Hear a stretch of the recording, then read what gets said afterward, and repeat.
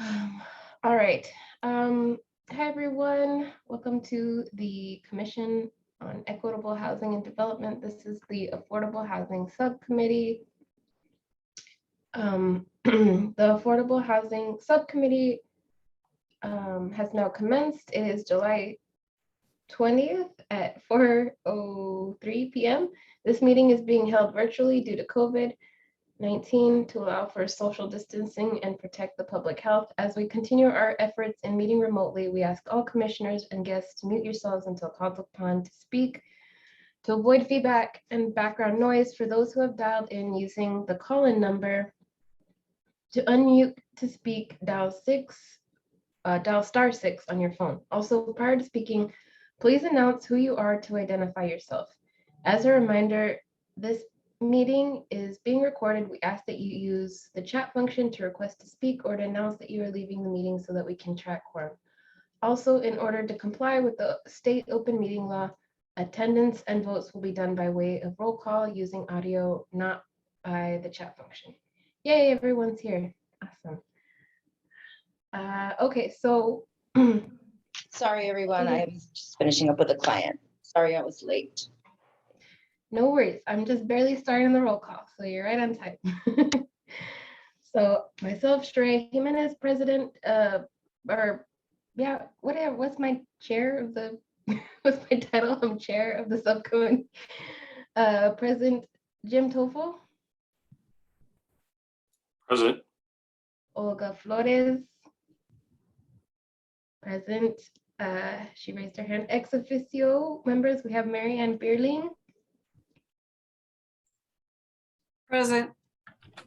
Maggie Amaro Tejas. I see. What do you need? The present. Megan Headings. Present. Jason Heisey. Corin Manning. Present. Marcos Ismail. I don't see Marcos. He's absent for now. Betty Viegas. Also, she looks absent. She wasn't sure if she was going to make it or not. So she's Okay. probably, if she's going to be late, I doubt it. Okay, thank you. Mhm. And we have David Walt. I'm here. Nice to see you again, David. And then does everyone else who's on the call want to introduce themselves?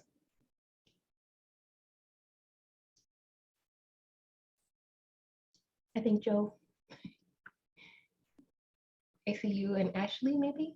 Sure, if you're singling me out. Joe Dino, I live in Barrio Centro, and I'm a board member of the Historic Fourth Avenue Coalition and the Barrio Neighborhood Coalition. Do we have any other members of the public, or is it the rest of staff? It looks like maybe the rest is city staff. Hi, Dan. Thank you for being on the call. Oh, looks like Betty's coming in. Okay. Betty, are you on the line? Yes, I am. Hi, Betty. Thank you for joining us. We were just Hi. Sorry, I'm late. That's okay. Okay, well, we'll go ahead and continue. Call to the audience. This is a time when any member of the public may address the Commission on Equitable Housing and Development. Due to time constraints, the total allotted time for this is 15 minutes. Individuals are allowed 3 minutes each. Due to open meeting law, Commission members cannot discuss topics that are not on the agenda. Items brought up by the public may be considered as an agenda item for a future meeting. Is there anyone who would like to speak?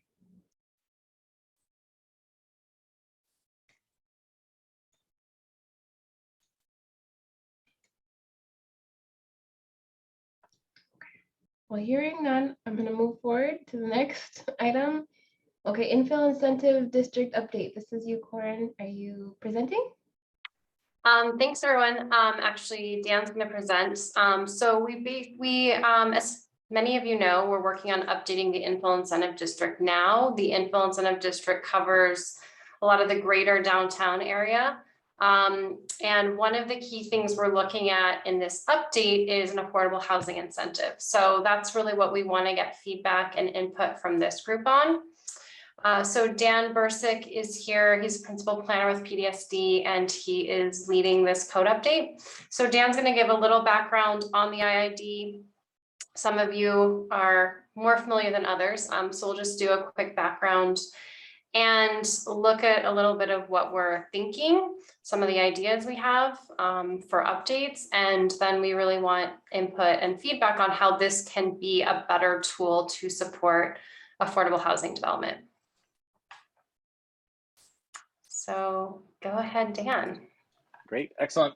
Thank you, Corin. I appreciate it, and thank you, members of the commission. And I really appreciate you giving us this opportunity to present and get the feedback. So ultimately, so just to kind of do a little bit of an overview of the Infill Incentive District. I know some of you have more kind of experience with this, others not quite as much, but the Downtown Infill Incentive District is an option zoning overlay. This is basically something that property owners can choose as an option to develop over the existing kind of underlying zoning. It is intended to encourage pedestrian and transit-oriented mixed-use development. But the projects, in order to go through this, must meet design standards and historic preservation regulations in return for more flexibility. It's more of an urban code versus our kind of existing zoning code, which is a little more kind of urban. You'll see in a lot of cases, especially in downtown, that it's much more challenging to develop with the underlying zoning than a lot of times it is using the Infill Incentive District.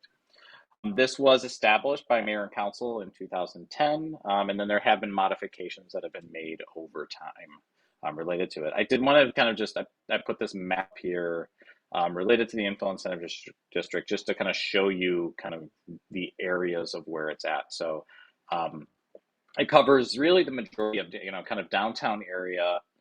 So we have the downtown area here, and then as well, 4th Avenue, Iron Horse, and then Stone and 6th. But it also extends quite a ways up north and to the south. So of particular kind of importance is really kind of that it extends beyond Speedway along both Stone and Oracle all the way up to Grant Road. This overlaps with a lot of the efforts that are going on with HCD, with Choice Neighborhoods and Thrive in the O5 and things of that sort. So it's important. It has the potential to be an important tool for affordable housing in those areas, and that's one of the reasons why we're coming to you to talk about potential changes that we can do to really support affordable housing. So this is just kind of a little bit of a background on the Infill Incentive District and kind of how it's developed over time. So the initial kind of Infill Incentive District regulations were done back in 2010. There was a lot of input and time that was put into that. It was realized after it was implemented in 2010 that there were some outcomes that weren't particularly ideal, essentially related to kind of historic elements, to where there were several large residential developments that came in, demolished a lot of historic structures. So in 2013, Mayor and Council directed staff to kind of revise portions of that, but also there were several other overlays downtown. So the guidance was to really consolidate those into one, which is what we have now. Between 2013 and 2015, there was quite a bit of analysis and deliberation and public meetings, stakeholder groups. There was a citizen task force, as well as subcommittee of the Planning Commission. Because this is in the zoning code, it is approved and reviewed by the Planning Commission, who make, well, not approved, it's recommended by the Planning Commission, and then ultimately approved by Mayor and Council. And then, so ultimately in 2015, February 18th, Mayor and Council adopted significant changes to the Infill Incentive District, and they placed a sunset date on it. That was really the last time that the IID underwent significant changes. That's when they put in the historic kind of regulations that you're not allowed to demolish a eligible to be contributing structure or contributing structure, and really put in those protections related to that. They also at that point put in a restriction on group dwellings, to where you would have to go to Mayor and Council for approval of a group dwelling if you wanted to utilize the Infill Incentive District. We went back and reviewed this in 2018 and 2019 because of the sunset date, made a few minor changes at that point and some clarifications, but really didn't make a ton of changes at that point. Then we put another sunset date on it, is why we're back and looking at it, and that's on January 31st, 2023.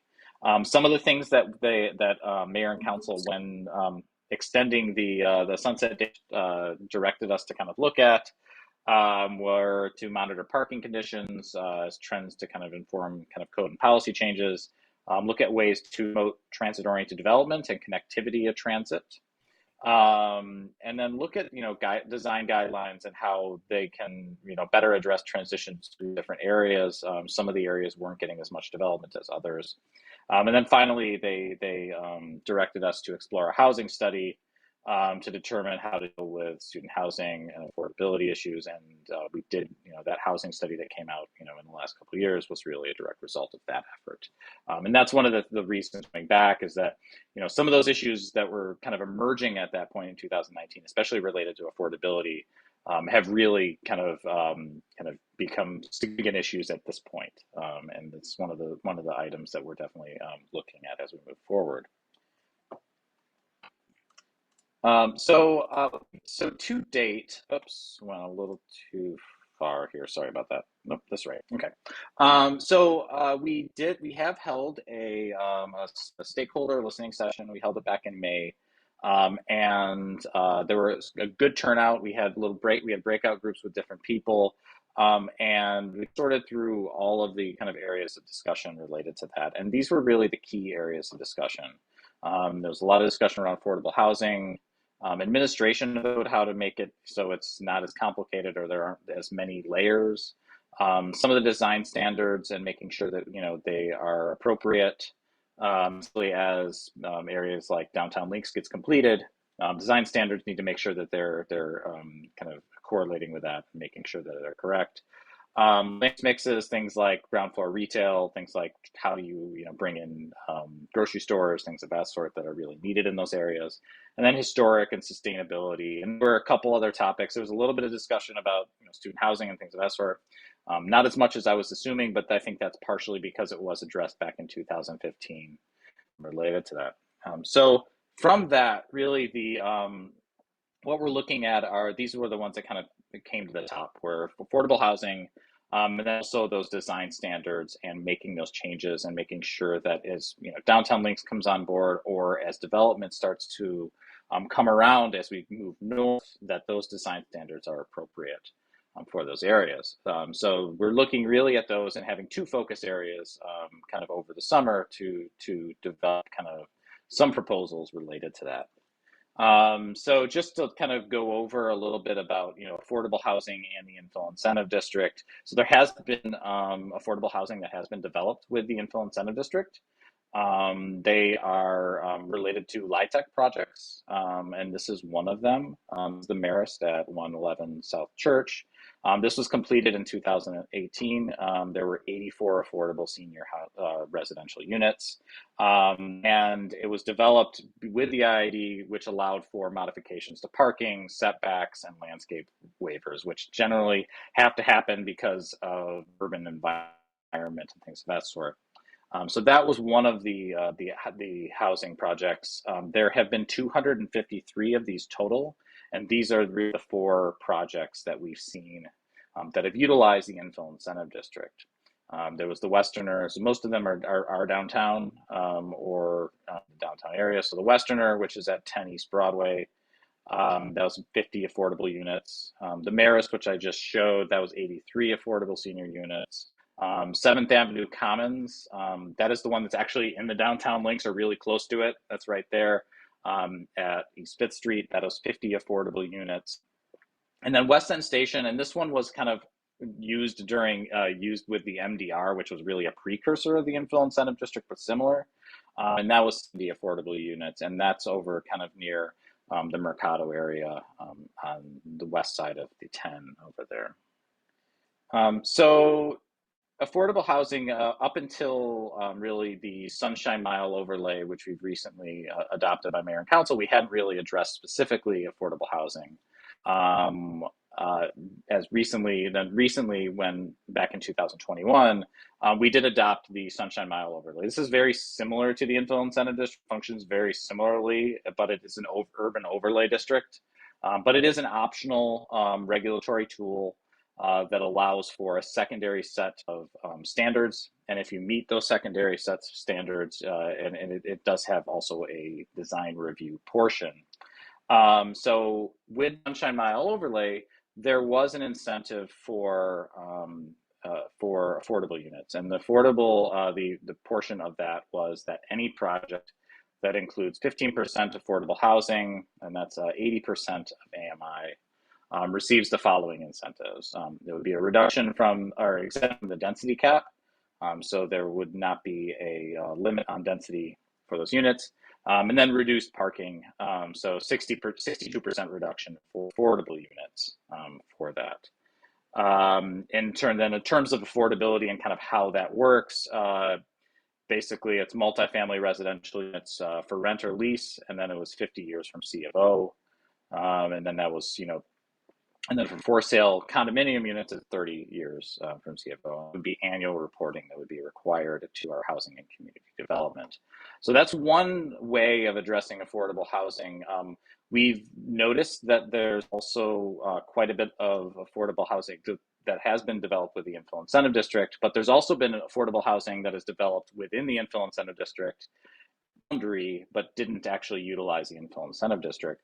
So we feel that there is room for changes within that to incentivize utilizing this Infill Incentive District, especially because a lot of times it leads to better design, better outcomes, and could really support more affordable housing in Tucson. So this is kind of up here for discussion. We did want to get feedback from you related to this.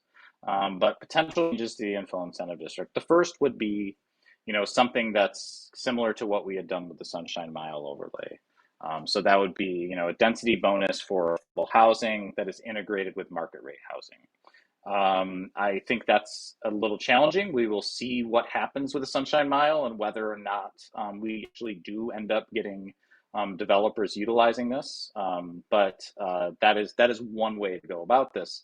The other is just the fact that we've had high-tech projects within the Infill Incentive District or the boundary, but have not necessarily utilized the Infill Incentive District. So what other changes could potentially be are, regulatory or administrative incentives for 100% affordable housing projects. These can be things like reduction of parking, increased density, increased height potentially from what is currently allowed. Especially the northern portion, the limits are about 60 feet. On that, there are definitely significant setback issues within the underlying zoning, so the Infill Incentive District could help with a lot of those. But one of the things that we've also heard is that the timing is very challenging when doing affordable housing projects, when having to go through a full design review process. So potentially having some sort of pre-approval or design pre-approval for affordable housing could potentially address some of those concerns and issues when you have to move very quickly with some of the approval processes when dealing with the federal government or dealing with the LIHTC kind of tax credits. So I did want to just kind of pause here and kind of see if anybody has experiences or kind of barriers that they've run into related to this, and potential feedback on what could be changes that we might be able to make. It looks like Marianne has her hand up. Or I should probably leave it to Shay, sorry. Yeah, thank you for the presentation. I think I agree with parking, density, height, and the pre-approval for the design. I'd also like to add in setbacks. I think as urban building goes on, you do see in some cities, and I believe in Phoenix, where the building is, at the sidewalk. So I think it's time for the city to start thinking about that as well.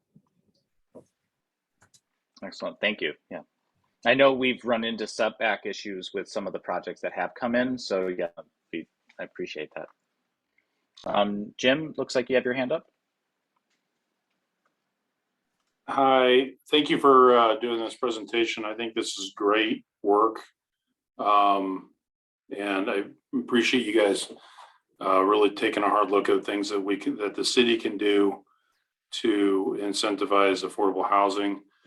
You know, from a big picture, you know, we compete for projects with Phoenix, and it's tough. We have not historically gotten our fair share of projects in Tucson.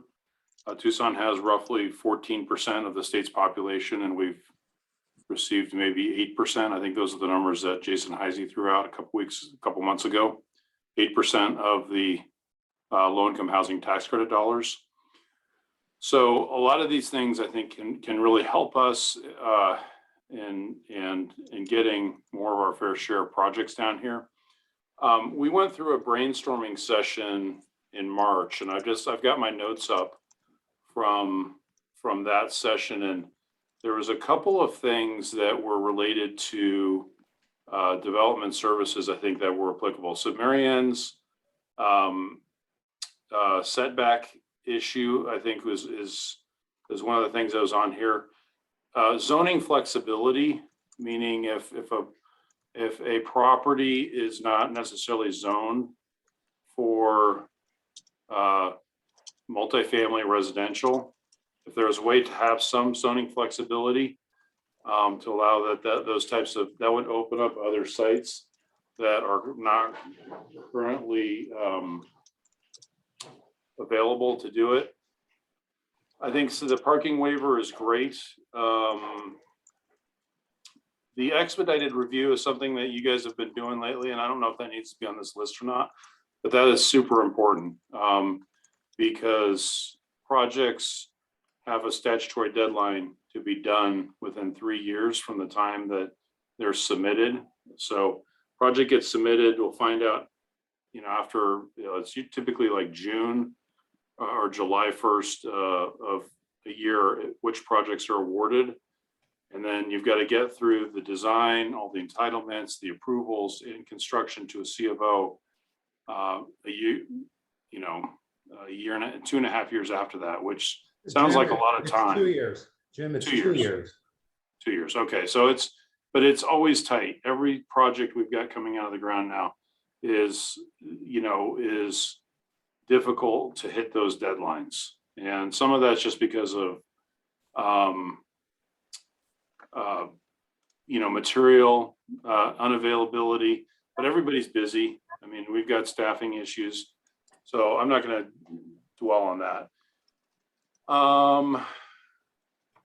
Okay, one of the other things I think that would be nice is, I don't know if this is something that could be added, is a flexibility of design requirements in terms of the number of materials required on the exterior of a building. We see sometimes projects where, we have 3 or 4 different material. We have stucco, windows, masonry, steel, siding. You've got all these different materials. And when you have all of those different materials interacting, that just in general drives up the price of projects. And it's hard to quantify that. Every project's different.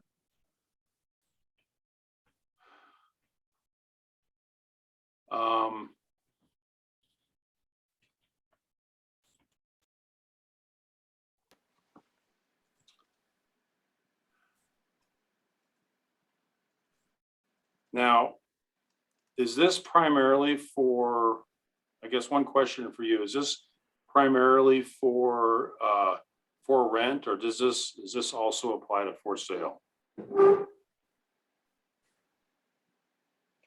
So I believe what we did with Sunshine Mile was it was for rent and or for sale, right? So we had a different regulation for condominiums versus apartments, but it was both. And Corin can clarify. Yeah, on I mean, I benefits. think we see that it'll probably mostly be used by rental developments, multifamily, but we did create an option for condos if there was to be like an affordable condo development. So yeah, that's in the code. And yeah, just to clarify, so The IID, which covers basically the greater downtown area, Dan showed a map earlier, it kind of generally follows the streetcar area. So the idea was to allow more mixed use urban style development in that area. And all the developments in that area, affordable or not, can already take advantage of very favorable setbacks, full lot coverage, those aspects. But we're looking for things that we can even further incentivize for affordable housing potentially. There are already some generous height and density allowances within the IID, but we think there's opportunity to provide maybe even more for affordable housing that could, just help make a project more viable, especially kind of further from the downtown area where there is already a focus on affordable housing in the Thrive area, but other areas of the IID as well. And in terms of use that you mentioned, Jim, there are some provisions in the IID that allow residential uses, multifamily on sites that are zoned for industrial in some cases. And that's something we're definitely looking at expanding that to the entire IID. Right now it's certain sub areas. So that's a great suggestion. Okay, well, thank you guys for doing this. I think it looks great. Great, thanks, Jim. Shay, it looks like you have your hand up. Yeah, I was just gonna comment on the setbacks. I've more experience on this on the design side. I'm curious to hear from from the developers, like how is the unit count versus this? What you said there was maybe two paths, like either making this just entirely for projects that are basically light tech versus maybe something that's mixed income, right? Is that correct? Do you So guys know that's which way you're leaning towards? So I don't know that it would look so different in terms of the code, but I think in the Sunshine Mile, as Dan showed, it's 15% of the development that needs to be affordable in order to receive those incentives. And the goal was to see some mixed income development. But it still applies to 100% affordable projects, which far exceed that 15% threshold. So are you suggesting that they would get a deeper incentive if they're 100% affordable? I guess I was confused. Potentially, that might be tricky, but that's something we could look at. Okay, yeah, I was curious about that, what you meant by that, and then yeah, I guess in general, like, sorry, this is just a more general planning comment, but I was looking over a form-based code out of Buffalo, and I was like really excited by build two lines. I know that I think there is some of that language in the IID. I'm trying to remember. It's been a while since I looked at all those diagrams, but yeah, from what I remember, I mean, I remember this was sort of out the door. I caught the tail end of this in Corky's office when they were working on this, so I remember seeing a lot of the diagrams and the areas. But it did, yeah, and I'm curious. I mean, it was very much like, again, pieced together. Every like region, there's like 5 or 6 sub-regions, and they all had their own rules. And I don't know, is that also part of the process of what you all are thinking of cleaning up, is just making it more standard and straightforward? Yeah, it's definitely, we're looking at ways to kind of just make some things more consistent throughout the IID, because you're right, it varies a lot between different sub-districts right now. Yeah, and that's what I loved about the Buffalo code. It was like super slim document, and it was like, rather than defining things by, again, zone, it was more like, this is the type, like this is the downtown core, and this core has its own, again, character that we're trying to. So again, I just feel like less complicated the better, from having been a part of the process of both, helping with some of that in the tail end, like I said, very tail end with some diagrams and things, and then on the other side, trying to work on some of these projects. The setbacks to me is the biggest challenge. It's always what puts you, limits your buildable area the most. So yeah, that's it. Thank you. Great, thanks, Jay.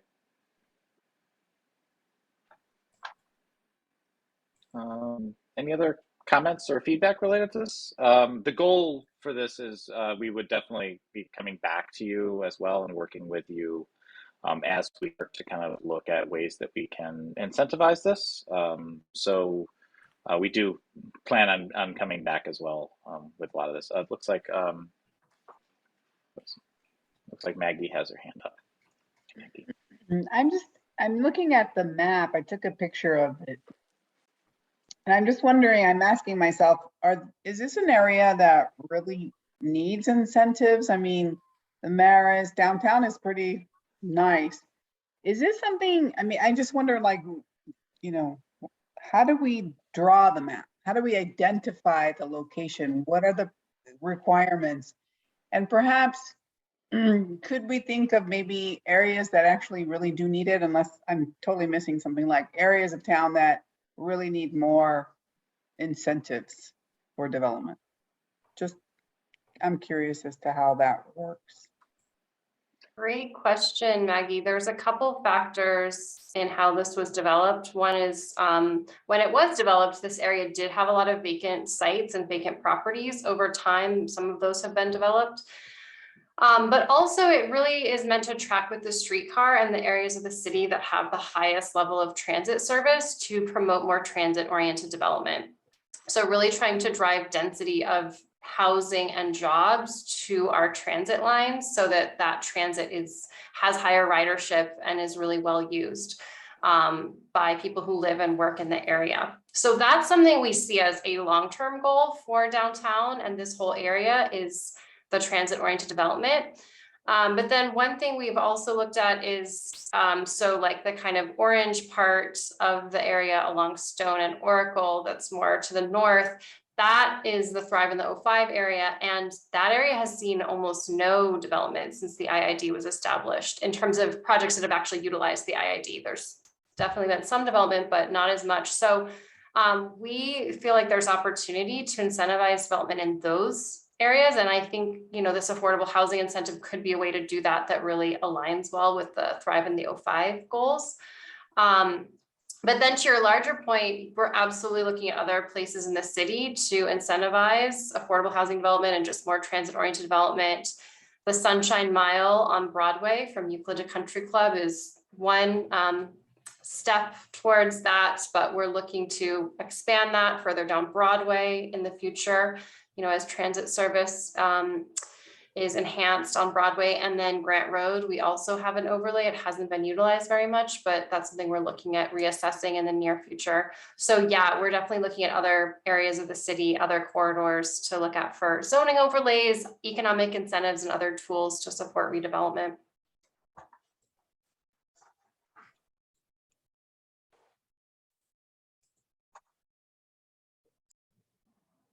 I think Olga, you had your hand up. It was answered. Thank you. Oh, okay, no worries. Shay? I was just gonna say, I remember too that when we had talked about this map, it is carefully, like, it was, I remember that there was great care put to not run into the existing residential neighborhoods, right? So it's not like these corridors are really like commercial corridors. And so I feel like I feel like the map personally, from what I remember, was pretty well thought through. That was just from what I remember, as far as trying to find that balance between finding the places where we really do want the density versus, you know, the single low rise, you know, historic neighborhoods, which, you know, that whole area tucked on the other side of Oracle is all pretty much, you know, a lot of low rise residential. Yeah, Shay, additionally, there are a lot of like state requirements related to the actual boundary and establishing that boundary. So if we were to make changes, that's part of the reason it hasn't really been changed much since I think when it was initially established. But you would have to go through and there's a set of analysis and criteria that would have to be done in order to do so. Looks like Joe, I see you on here twice, but have your hand up. Yeah, there's always two of me around. Yeah, my question was kind of about the last comment. If I remember right, part of the HASP plan was a checklist, and I think there's some mapping being worked on as far as locations that would be preferable for additional affordable housing. And I was wondering how that's going to integrate with the efforts you're talking about in the IID and otherwise for incentivization of more affordable housing. Yes, I think this does meet some of the goals of the HAST, but I also think that there are also additional efforts related to code changes, at least that portion, that will also have, be addressed and we will have to work on as well. So this will maybe address things just within the infill incentive district, some of the choice areas, but there's a lot of other stuff in the HAST that is kind of citywide or in certain areas, other areas of the city. So I think it gets at some of it, but just not all of it.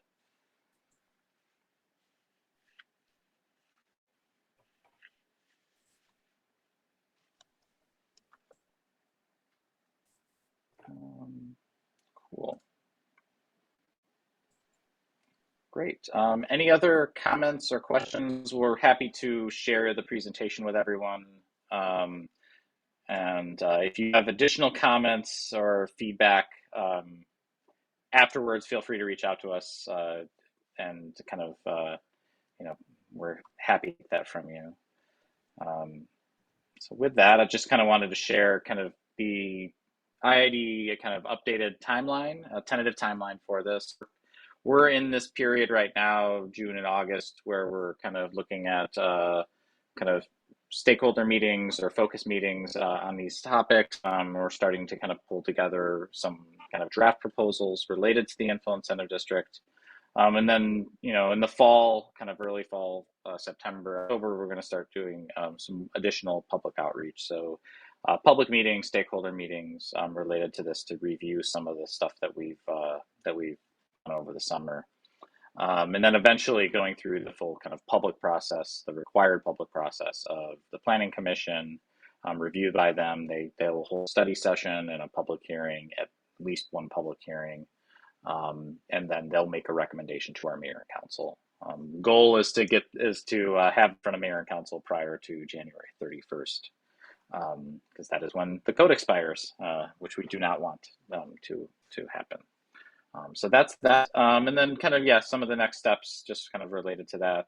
Feel free to, we have a website for the Infill Incentive District update with a bunch of background information. It also has a good kind of history of planning and downtown. So there's a story map related to that on there.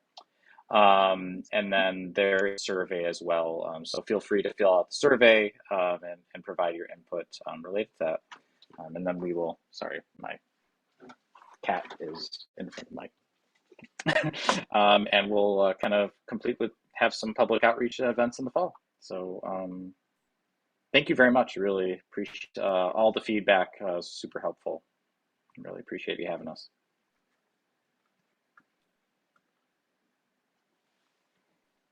Thank you, Dan.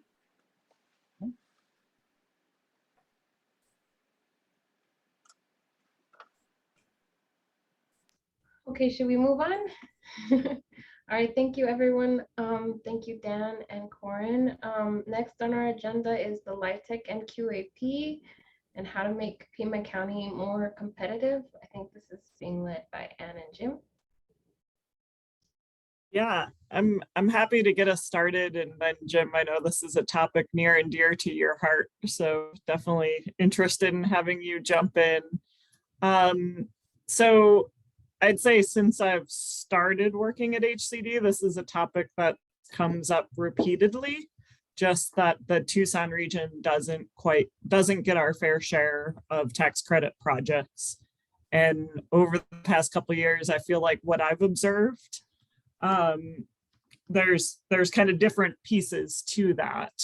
And so in my mind, I'm curious. I mean, one of it is one thing we know is we're not submitting as many applications each year in this region. And I think there's many reasons for that, including the rents still aren't as high as the Phoenix Valley. The syndication rate here is lower than the Phoenix Valley. The labor tends to be a little higher because there's less of it here. So I think there's many different pieces to why Tucson just isn't as attractive to some of the affordable housing developers. And so I feel like this is multifaceted, that we aren't getting as many tax credits per year, but we're also not submitting that many applications per year. And, you know, part of why the city applied this year was because we had hoped there would be a few, and we keep complaining to the state that we're not getting our fair share. And then when we saw there was only one going in,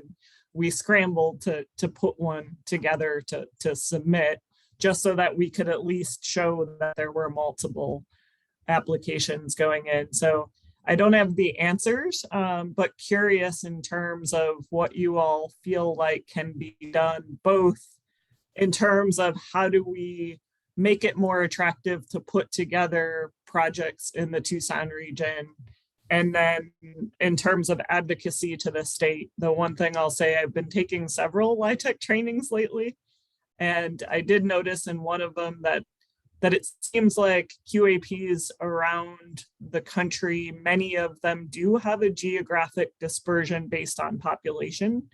And, you know, I can see some pluses and minuses of that, but like Jim said, based on our population, we aren't getting the fair share of tax credits. So that said, I could see some challenges with that too, if there were to be advocacy.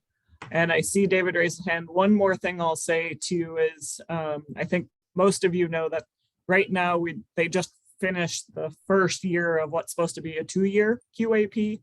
So I'm not seeing I'm not anticipating there'll be a ton of changes this next year. They have mentioned small changes, but thinking about this is hopefully maybe something that can be advocated for the next QAP. So my thoughts, and Jim, I'm curious, I know this is a question near and dear to your heart, and David looked like you had a comment. Well, yeah, obviously, as a fairly active tax credit developer in Tucson, this is an issue that everybody has raised many times before. One of the reasons there aren't that many projects going in from Tucson is there aren't that many good sites that are properly zoned. And this gets back to the whole incentive thing, that are large enough, you know, to have a property large enough to do a tax credit deal that's zoned for multifamily, that is in an area that scores well, and now that the market has lost its mind in terms of economics, can be picked up at an affordable price. You know, it's very hard to do. You combine that with what you've already said, with the Phoenix market simply being a lot more attractive to a lot of developers, particularly the multi-state developers. You've got a stronger job market. You've got more access to, you know, transportation corridors. And you got higher rents, although that gap is narrowing somewhat. And you get higher pricing, although again, I think that gap is narrowing a bit. It's, you know, I don't think you're ever going to get more than 3 or 4 at most coming out of Tucson, and 4 or 5 coming out of Pima County, because there's always going to be 1 or 2 tribal deals, either the Tohono O'odham or the Pasquayaki, and they've both been quite successful over the past few years. But you know, if you get 15 submitted from Phoenix every year, and 3 or 4 submitted from Tucson every year, then it stands to reason that when it's scored on a mathematical scoring basis, as it is, Phoenix is going to get more. It's a hard nut to crack. So I'm gonna jump in here too, if that's okay. I think there's strength in numbers, and I think the squeaky wheel gets the oil, and historically when it comes to ADOH. And I feel like if we as a group are able to coalesce around a couple of key changes or things that we think are going to help Tucson and submit that feedback to ADOH, I think it will take hold. They've been pretty good about reaching out for public input and public comments.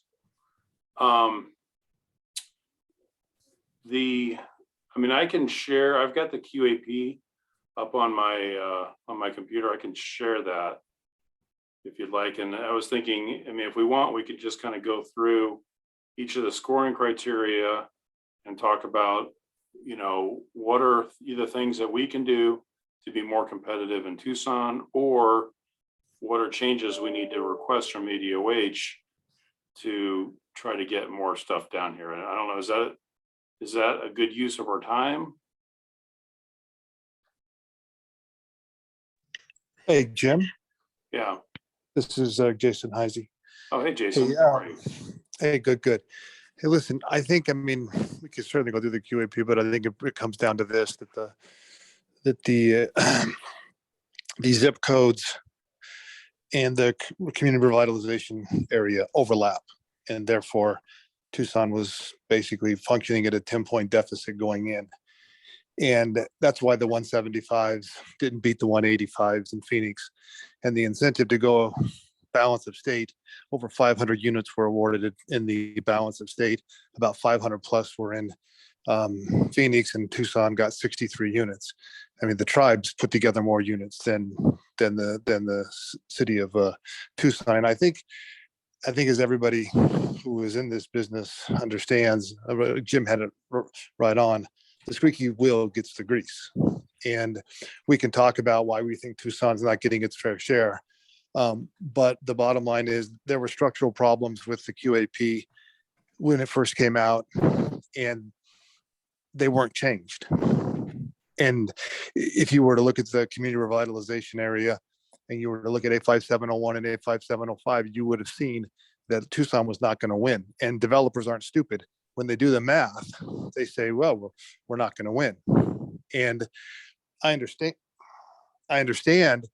that we want to sit here in a bubble down here and kind of talk about why we're not getting our fair share. But the bottom line is there are a number of developers who do a tremendous job of advocacy. The state housing tax credit was basically completely changed and shifted in 1 week because of advocacy by one developer. And there was a whole section added to the state housing tax credit in 1 week. So we need to do a better job of advocating for the city of Tucson with the Department of Housing. And I understand that the city went in with an application because there wasn't a number of applications that were put on the table. And trust me, I understand that. I fully get it. We were functioning, Pima County, at a tremendous deficit this year with the QAP. But the flip side of that for a private developer is, and I know this isn't the case, but I'm just going to say this, it's not the case, but it could feel like the city was competing against private developers. Now, I'm not saying that's happening. I'm saying the perception is, wait a minute, you got the private developers out here who are putting projects together, spending their own capital, securing their own dirt, spending a lot of money to make projects happen. Sometimes if the city has incentivized, hey, we want to see this happen. And then basically you find yourself in a competitive situation, whether we like it or not. It's exactly what it is. Tucson has limited, it was going to get a limited amount of the credits this year. And so I think as we start to look at this thing, hey, we got to put together a better argument to the Department of Housing. We need to be more persuasive to the Department of Housing, because ultimately at the end of the day, when the QAP comes out, that's it. The bell has rung and there's no changing it. And if we don't have significant changes to the QAP, and what I mean by significant is if we don't change that overlap in the zip code, nobody's going to apply down here next year. The only Right, deals that so- would apply would be deals that were phase 2 deals. We should get the extra 10 points. Right, And so so you- you end up, These are the zip codes here that you're talking about, Jason. So obviously the 85705 is in the IID, that's an area where the city has consciously said they want to see more affordable housing, and the state is saying, if it's in this zip code, you don't get the 10 points.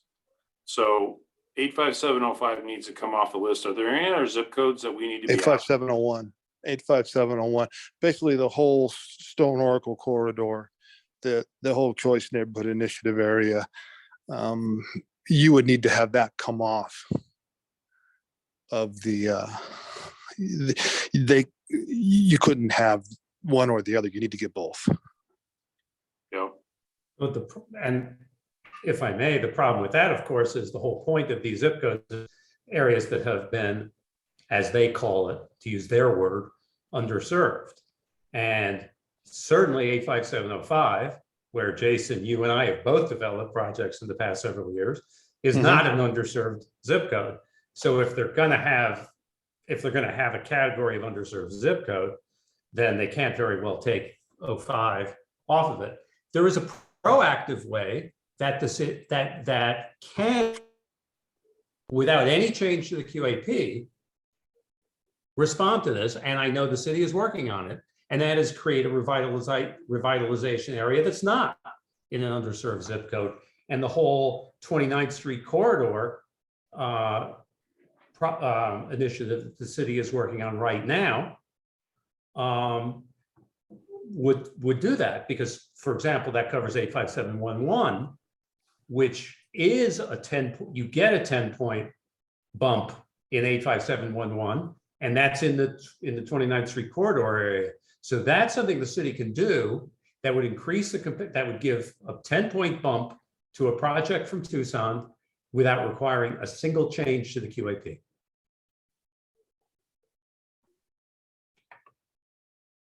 And that be put in place and ratified, Yes. codified, whatever, prior to the new QAP coming out, the next draft. I don't know. I mean, I've heard they're going to make some changes. I'm not sure what changes they can make that can meet this need without being specific to Tucson. I even mentioned to Ruby, I said, Ruby, why don't you make a Tucson or Pima County set aside? Because right now, the specific set asides get more units than Tucson gets. So obviously there's an issue, because usually you create a set aside if there's a significant disadvantage. Well, 500 units go to the balance of state, 63 units go to Pima County. I'm curious if I can jump in real quick. I know that the housing forum next month, there is the planning focus group for the QAP. And so it would be nice if there could be a collective sort of approach that we're bringing to that, unless you guys think there's a better advocacy route, but it does feel like there's a bit of an opportunity to take it. I agree. Yeah. Yeah.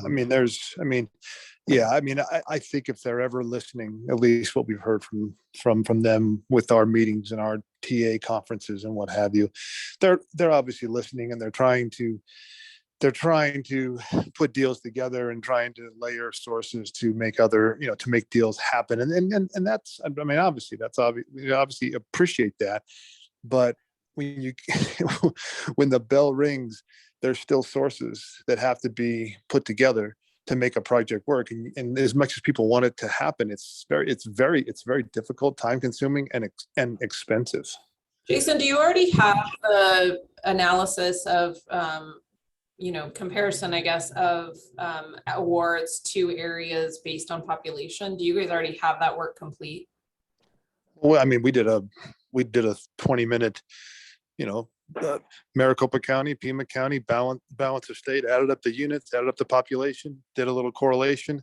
Basically, it was 14% as Jim mentioned, and it was 5% of the units were awarded. So 5% of the units awarded to Pima County, 14% of the population. And we've done this a couple different times because there's been a couple different times this has actually happened.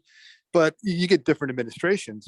You're basically saying the same argument over and over and over again, just to different people. So it seems like this is something that just, I mean, I don't want to say there's a bias because that sounds kind of weak, but Tucson is in a tough position because of some of its geographic challenges, its transportation challenges, just its basic. There's not as much of it as Phoenix, and we don't have the special consideration that some of the other set-asides get. So it's a tough nut to crack, and that's why I've actually mentioned to the powers that be that you should create a Pima County set-aside if you're going to continue to put out QAPs like this. I think that's a good suggestion. See how that one would go over. I mean, that's what it looks like a lot of states do, just based on population density, really trying to make sure that there is a bit more equal distribution based on population. So that's not uncommon based on other states. I see Shay. I think I was facilitating this, even though you're the chair. I feel like you should jump in. Well, I know everyone's got their presentation, so I also, when you mentioned transit, there's going to be the opportunity, hopefully with the bus transit line, and I was looking at zip codes there, and 85706 would be another that's kind of in there that I think is excluded. I don't know why. Yeah. And so, yeah, I would just make sure that be looking at the maps of like where we're planning transit, and that one I know is future, but again, like we don't, we only get so often to update these things, but I don't know. I mean, you all tell me as other developers in the room what seems more efficient. I mean, maybe it does make sense just to, rather than focus on this narrow box of zip codes, right, which gets really limiting pretty quick. Maybe it does make sense to ask for something broader, which is just a set aside based on population, or however they structure this to more evenly distribute it across the state, because it's a consistent problem. I think one thing we can do, I mean, I certainly agree that the balance of state set aside is completely out of whack. And this is an argument. Back in the Mike Traylor days, I once did an analysis showing, again, the rural county population, which was very small, big geographically small in terms of the number of people, versus how many credits or how many units they'd gotten over the previous 5 years. And it was just completely out of whack.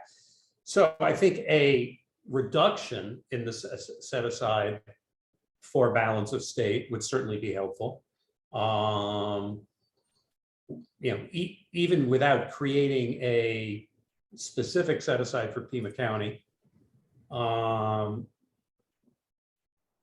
reducing the amounts that taken away before you even get to Pima County would be a good thing. And I think that's something we could be quite supportive of.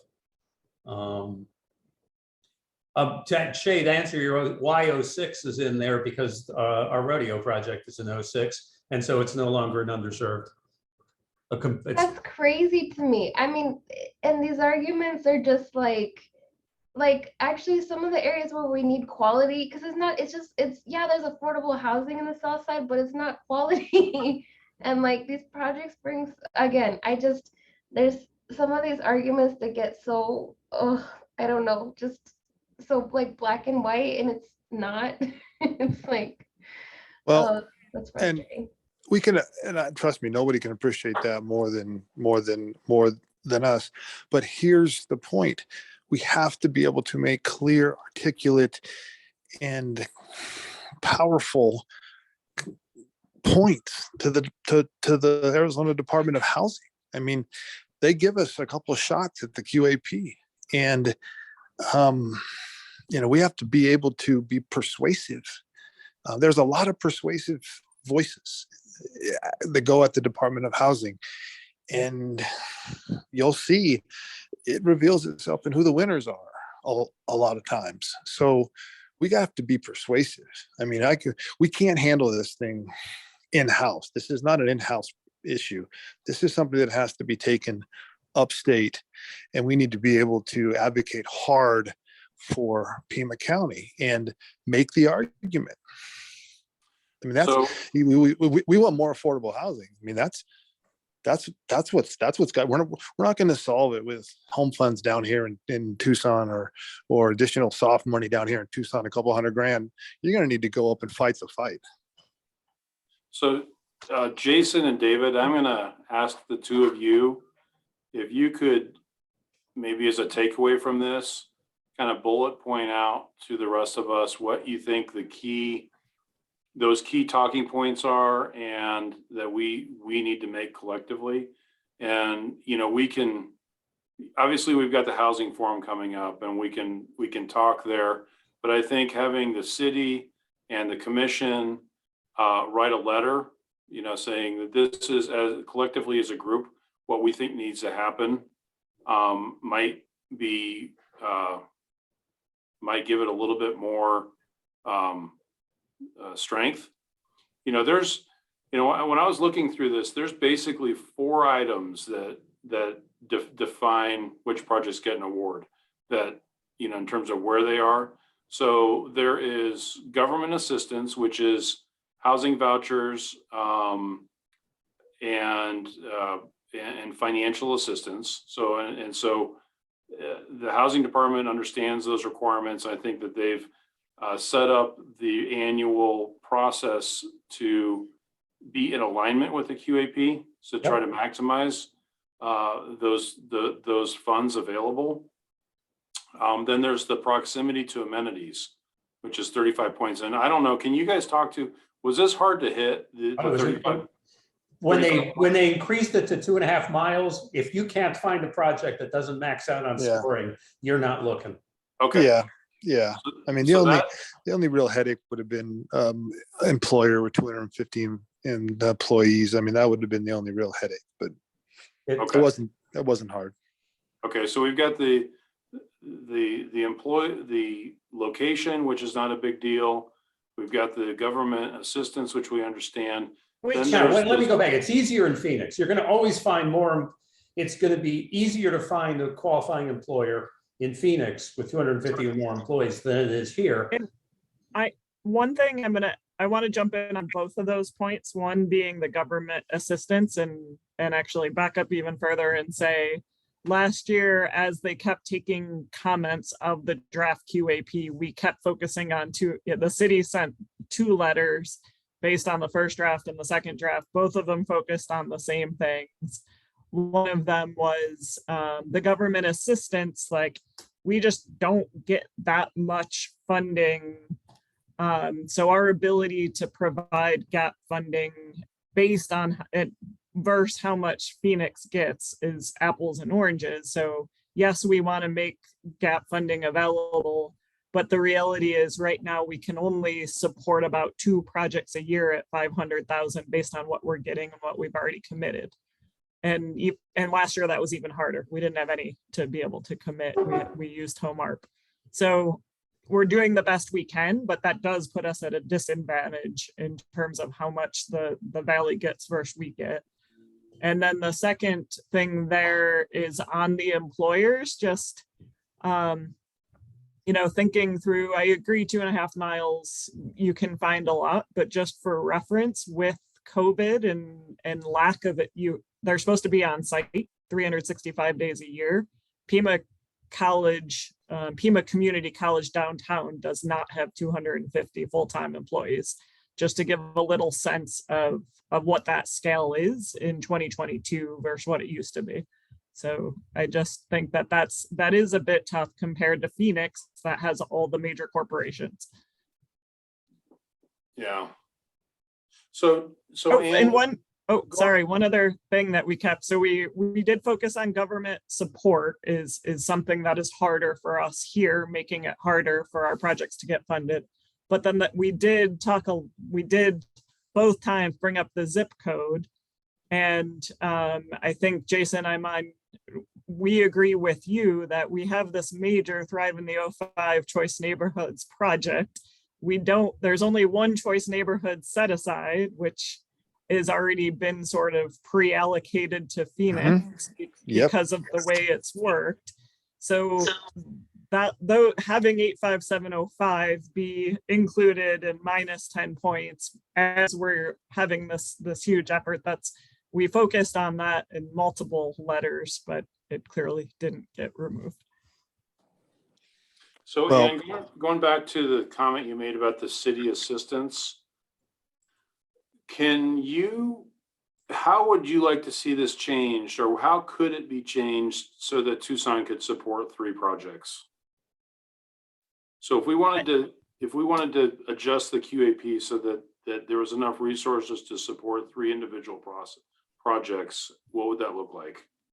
So the things that worry us is it's a minimum of 500,000 in terms of gap funding.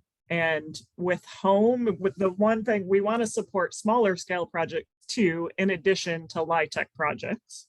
So we want to be able to support gap funding for multiple LIHTC projects and support smaller scale projects, affordable homeowner projects, etc. And we just don't get that much money to be able to do that.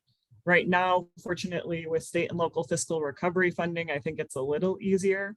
But the reality is the amount of money we get to support community development is much lower than what Phoenix gets because we have way less population. So if that was lowered to 350,000, would that get us there, or is the housing voucher? That would be much better. And then right now, the vouchers is the other thing that we've been able to support as many as we need to, but there is a limit on vouchers. And at some point we're going to hit that limit, and we're not there yet, fortunately, but we need to be careful on how many vouchers we commit. Hey, Ann, so when we recognize these structural challenges, because there's no getting around us being able to divide by 2 or 3 on X amount of dollars. If we can't get to 500,000, then obviously it's a 10-point category, which takes you out of the money. Or if we're in the zip codes and the zip codes in the revitalization area overlap, we're out of the money, right? When we recognize these clear deficiencies, I think we need to have a more cohesive and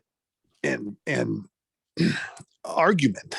And if we have to even get some of the local developers down here who are familiar with the QAP and all the players, and not send a letter, but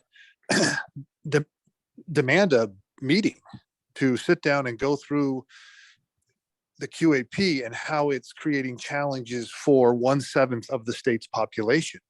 I mean, that's how we need to approach it, because if it's a letter from you, or if it's me calling or typing in comments to the QAP or another developer here in Tucson, those are going to be received and they'll be taken. But if there's the strength of our argument is going to determine our destiny. I mean, we have to move the boulder. And right now, I think they're listening. I think if the department's ever listening to Pima County, I think now they're probably listening, at least for this year, until they get a new administration and new people in the next year, and then we'll have to make the same arguments. But we need to make some strong arguments, and usually, and as Jim is trying to do, he's trying to create the solution. Don't just give them the problem, but say, okay, modify the QAP this way, or modify the QAP that way. I've sent some suggestions to Ruby and to Cherie concerning some of the things I'd like to see changed. But if we got together as a group, the Pima County, Tucson, Arizona, and made a collective argument and said, listen, You want units in Pima County. These are the things that are going to happen, or you're not going to get units in Pima County. That's a state problem, not a Pima County problem. What happened to the regular meetings that were happening with Tom? Those seem to have fizzled out unless I'm just off the mailing list. I'm not aware of those anymore, David. I haven't heard Yeah, about I think the last one was back in The last one was March. probably May 31st. So maybe Liz or the mayor could approach Tom and Ruby and what's her name? I'm blanking between Tom and Ruby, the deputy director. Indeed.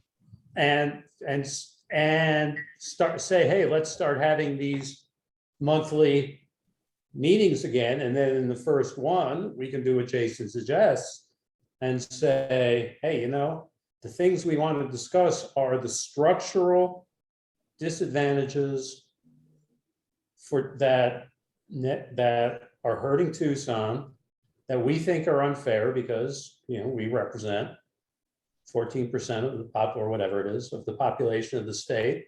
And a smaller proportion is getting a lot more production than we are. So going back, I want to just go back to something that Ann said. She was talking about the housing vouchers, and we have, is it 50 housing vouchers total that are available each year? So that is right now what Liz is saying. She doesn't want to commit more than that. And I'll find out the numbers. There is a cap. And so she's just wants to be able to spread them out so that there's not too much committed to at one time. So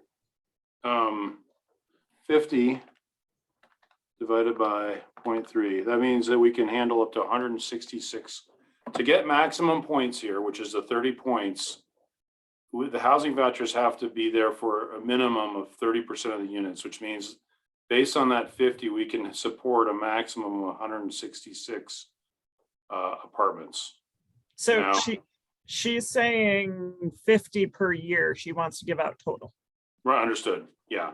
So, I mean, the request could be to bring that 30 down to 25, or if there's a way to get it up to 60 vouchers, 60 divided by 0.3, that would get us up to 200 units potentially per year.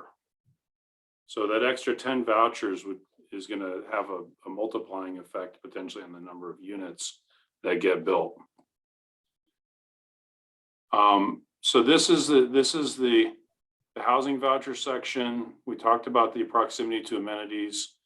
So community revitalization plan, is this something that can be done every year or two to align with? No.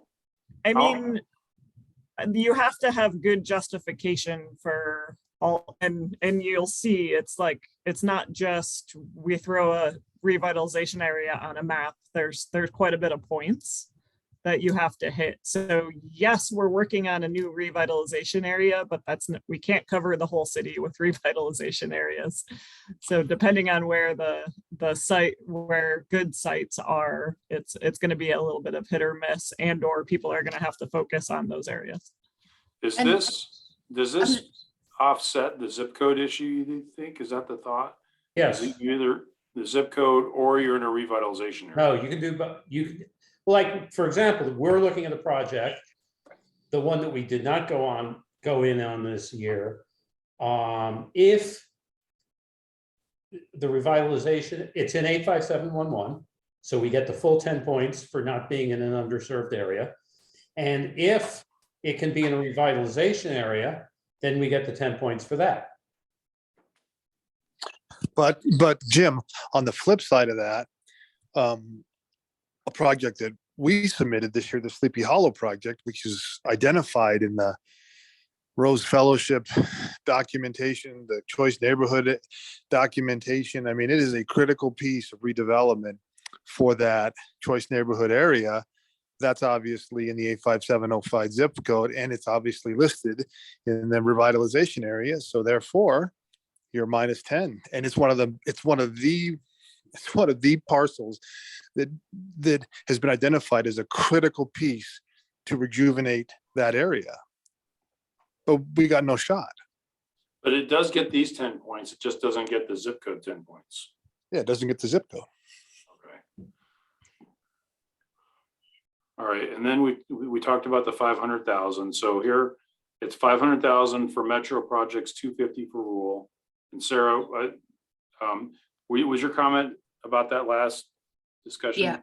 Go ahead. Yeah, well, just the issue, David's mentioning, it says in here that it has to be adopted.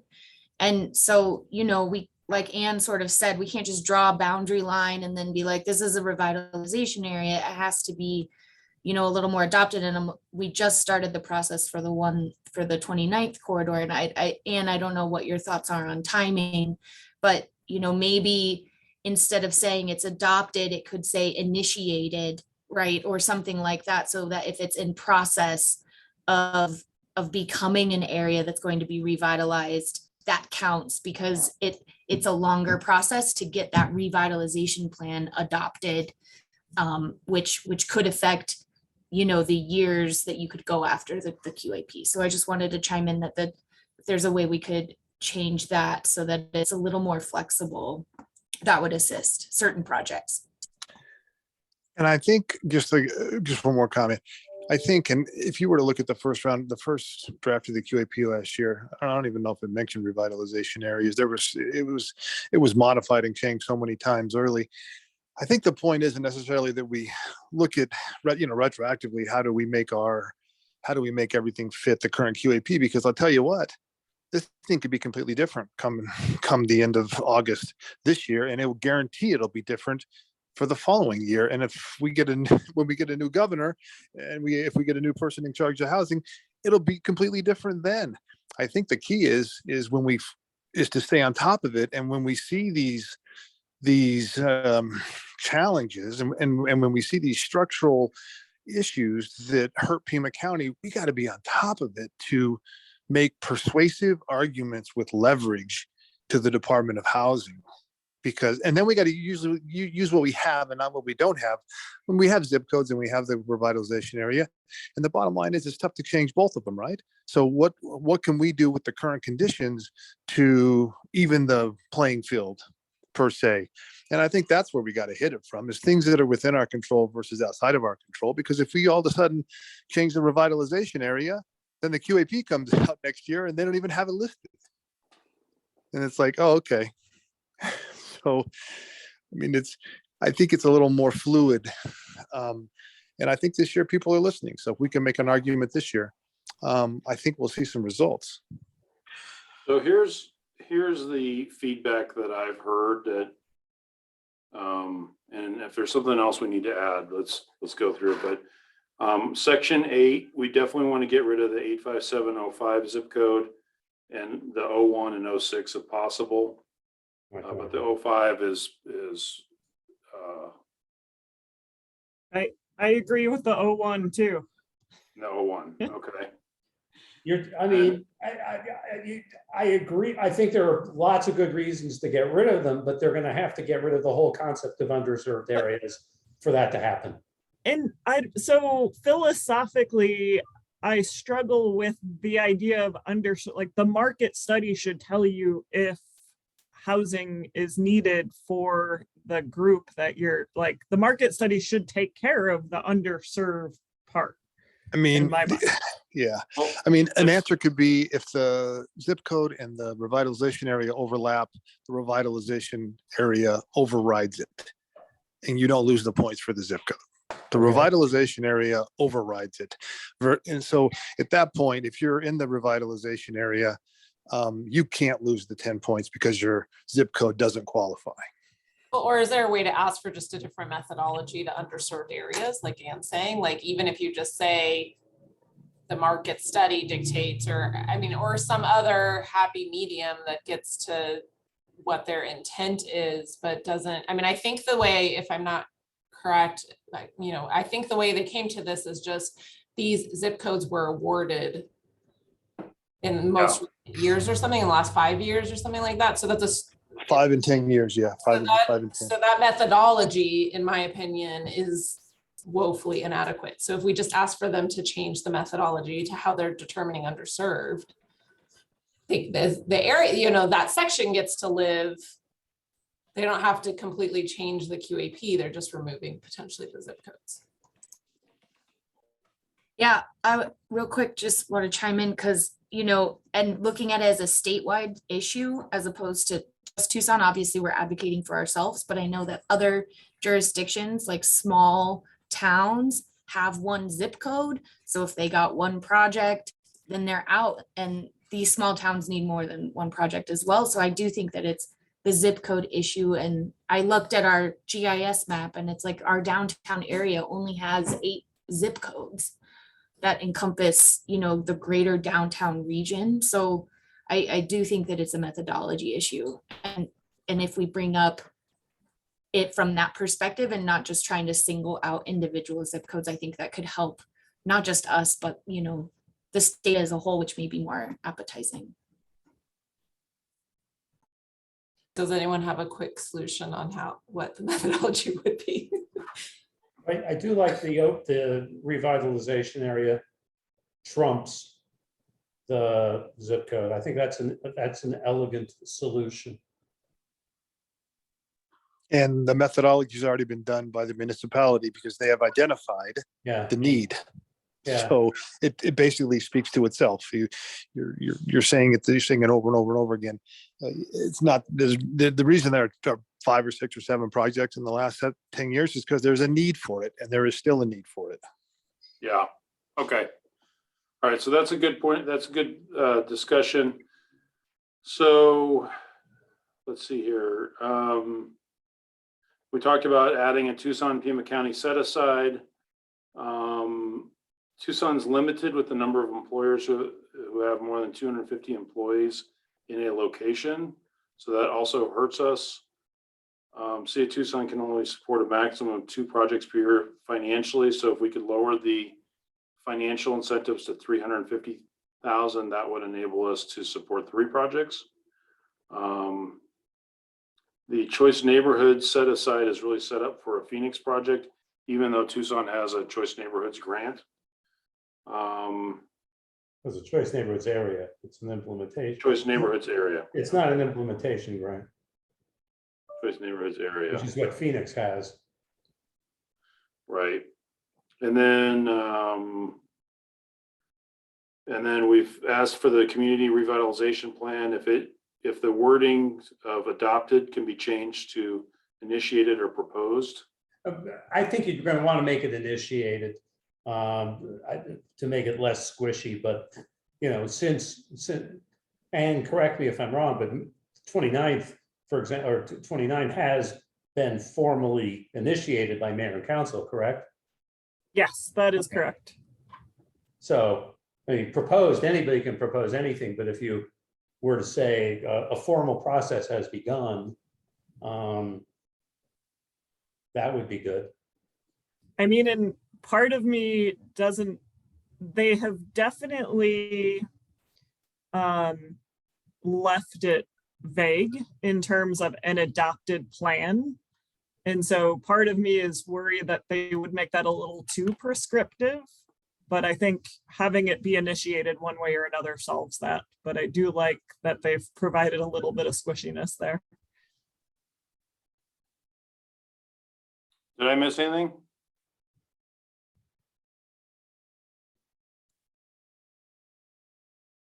I think that's pretty good.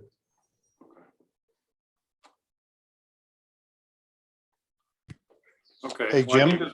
I think, yeah. Jim, I gotta jump off here real quick, but I just wanted to say, Wink, just one final piece.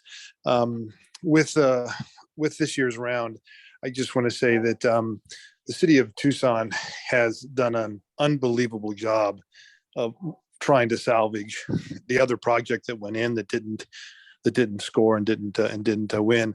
I mean, I can't thank the city, and nor can Dan Ranieri or La Frontera thank the city enough for all of their help and support in trying to salvage the Sleepy Hollow project. and we continue to work towards that end. But I just wanted to say thanks to the city, and we really appreciate everything you guys are doing for La Frontera and for that specific project. Thank you. We're trying. We want good projects. We really More appreciate it, guys. More units, good projects. You guys have gone way beyond anything that we had expected, and I think it's spilling over into the state too. The state is seeing how important it is to the city, and we're getting a lot of support. So we really appreciate everything you guys have done. Hey, is everybody signed up for the housing conference? Yep. Good. Okay. Yes, sir. I'll Wouldn't miss it. I'll send out my notes, my handwritten notes, to the group, just for reference purposes. Jim, if you could send them to me and then I'll send it to everybody so that we don't break open meeting law. You got it.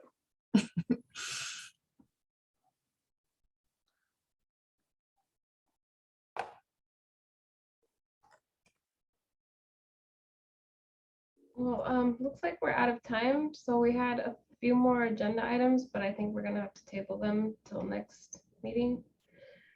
We're gonna have a discussion on the action items, which we're not gonna have time for that now. And then HCD updates. You guys can pass on that. Nothing too pertinent. Okay. No, the only thing that I just want to touch base with you all on, since you're here still, is because of the ADOH forum coming up in August, that's the week that we were supposed to have our meeting. So my question to you all, and you can send me an email with like your availability potentially, another date in August that you would like to meet, or if you want to skip August's meeting and come back fresh in September. Can we just push it 1 week to the 24th? Yes. Let me throw out another possibility, which is if we are going to make a team effort on the QAP, we might want to meet a week earlier. I'm fine with that too. So that'd be the 10th. 10th. Okay, I'll get an agenda ready for the 10th then. And on that, I'll have sort of a recap agenda item for, our sort of come together, brainstorm, and have our hurrah. And then we can have a couple of the other agenda items as well, but we'll gear that towards prepping for how we go towards the forum with all of our ideas. So real quickly, Shay, if we could go back to the previous agenda item, I just want to give everybody who didn't go to the commission, the full commission meeting, a heads up on what the takeaways were from that. And we don't have to decide what to do, but I just so everybody can hear it and maybe think about it. So we had made 3 recommendations at our last meeting to go back to the commission and to make to mayor and council. They were discussed at the commission and all 3 got kicked back. Said, hey, we need to answer a few more questions on these things. So the first one was to reestablish the housing trust fund on an ongoing basis. And so the big question that came out of it was, how do we fund it? How do we suggest that the city fund it? Are we asking for them just to take it out of the general fund? Some of the options that were discussed were potentially a 0.01% sales tax increase, which would generate roughly $10 million a year. The condo conversion fee was the original funding source of the housing trust fund for the city. So anytime an apartment was converted to a condo, there was a fee that went through development services that was then set aside for the housing trust fund. There was a suggestion for the Nexus study, which is an impact development fee. There was a suggestion to do an Airbnb tax, which may not be legal in the state.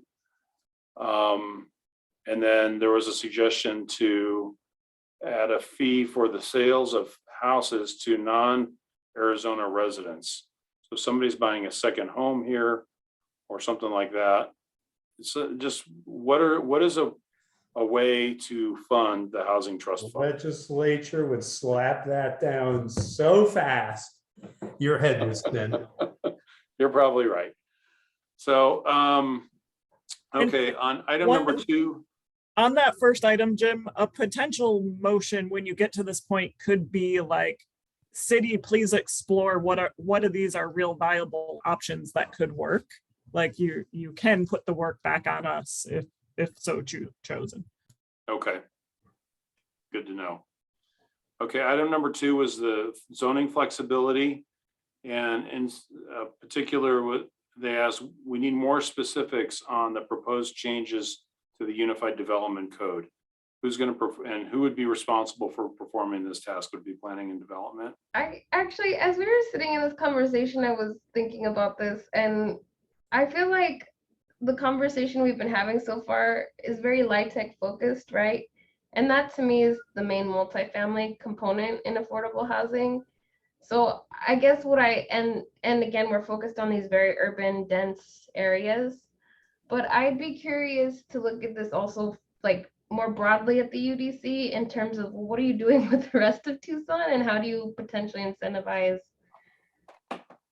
smaller scale infill, you know? And so, so for me, you know, I have my list and I'd be happy to present that looking at, you know, because infill is just to me is just a challenge in the city. It's just, there's nowhere left to build. I mean, we can't do suburban sprawl anymore. Like that's already done. Like what else can we do? And what does that form of urbanism look like at, again, very gentle, low rise density. And so I have my own list. I would be happy to share with the group next discussion. It's simple, again, things like aligning, you know, why does the city consider 3 properties commercial when banks consider properties commercial at 5, right? Like that affects your funding, affects, you know, how difficult it is to make a 4-plex work out versus, you know, a 5-plex. There's some small, like really, again, I think easy, maybe tangible wins that could happen. Setbacks, again, are a huge issue. You know, you know, but I think this making it more broad, and I struggle because I'm worried that making it more broad and looking at the entirety of Tucson sets you up for disaster with historic neighborhoods and other like competing agendas. But yeah, I'd be interested to look at this also from the other scale.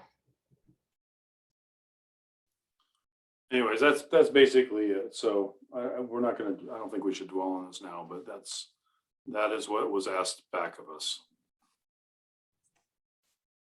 I'll make sure to add the items to the agenda for our next meeting. And I think that those 2 topics will be plenty to cover. I think we'll have plenty of time at the next meeting to cover our charge for the forum and the QAP, and then to kind of dive into some specifics.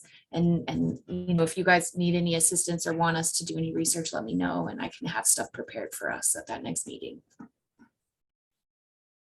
And then the full commission meetings on the 4th. So we'll have back-to-back meetings a couple weeks in a row.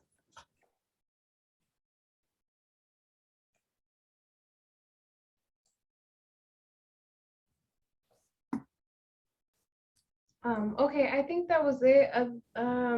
We made our next step, so now we can adjourn. All right, thank you, everyone. We'll see Thank you. in 3 weeks, right? Thank you. All I right, think bye. good discussions today.